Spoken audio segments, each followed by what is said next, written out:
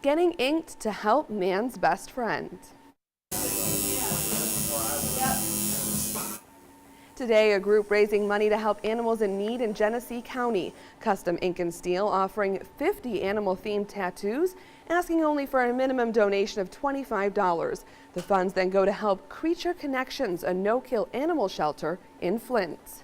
Overpopulation is out of control in Genesee County, and unfortunately animal control is killing over 50% of the animals that go in there, 85% of the cats. There's just not enough room for them, so in our shelter there is no kill. Last year, this event raised $2,000.